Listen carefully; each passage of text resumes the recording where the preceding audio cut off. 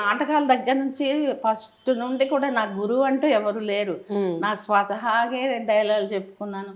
నాకు ఈ ఫీల్డ్కి వచ్చిన తర్వాత కూడా బ్యాక్గ్రౌండ్ ఎవరు లేరు. నా కష్టార్జితం అంటే ఈవిడ జగదీశ్వర్ గారు బాగా యాక్ట్ చేస్తారు. అంటే ఇప్పుడు మీరు ఒకప్పుడు మంచి మంచి విలన్ రోల్స్ వచ్చేవి, అంటే ఎలా అంటే ఎక్కువగా కంటిన్యూ రోల్స్ వచ్చేవి. అంటే అందులో మీరే యాక్ట్ చేసి డబ్బింగ్ చెప్పుకునే వాళ్ళు తోటి సీరియల్స్కి. ఇప్పుడు ఎందుకు సీరియల్స్ మీరు చెయ్యట్లేదా, రావట్లేదా? అంటే సీరియల్స్ మారిపోయిందమ్మా. ప్రతి చిన్న క్యారెక్టర్కే బెంగళూరు నుంచి తెచ్చుకుంటున్నారు. ఓకే. ఈ సోది క్యారెక్టర్లు, లేకపోతే ఏదో నిలబడే వేషాలు, వాటికి ఒక రోజు 2 రోజులు పిలిచి ఉదయం వెళ్తే సాయంత్రం వరకు కూర్చోబెట్టి అలా 2-3 సీరియల్లో చూశాను నేను. ఎందుకు దీనికి అవసరం ఒక రోజు 2 రోజులకి? అంతే కదమ్మా.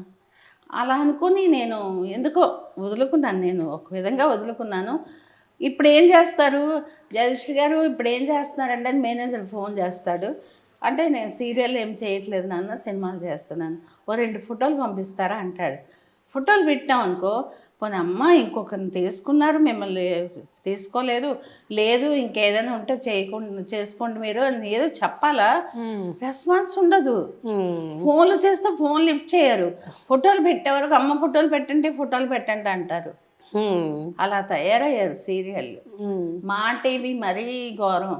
జీ తెలుగు అంటే అందరూ బెంగళూరు వాళ్ళే. ఒకప్పుడు స్రవంతి చేసిన తర్వాత విలన్ ఎవరంటే జగదీశ్వరి.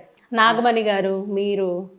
నాగమణి కన్నా నేను ఎక్కువ చేశాను. నాగమణి వదిన గారు అక్క చాలా ఆవిడ, అంటే నేను రాకముందు చేశారేమో, నాకన్నా 20 ఏళ్ళు పెద్ద ఆవిడ. అవును, పెద్దవాళ్ళే.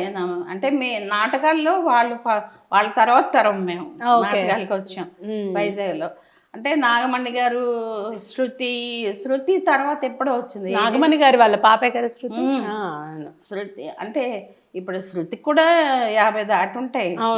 చాలా రోజులు తను 10th క్లాస్ అప్పుడు వచ్చేసారు ఇక్కడికి హైదరాబాద్. కానీ నాగమణి గారు కూడా మంచి ఆర్టిస్ట్, బాగా చేస్తారు నాటకాలు. నాకు బాగా ఇష్టం విజయలక్ష్మి గారు యాక్టింగ్. కే విజయలక్ష్మి గారు వైజాగ్.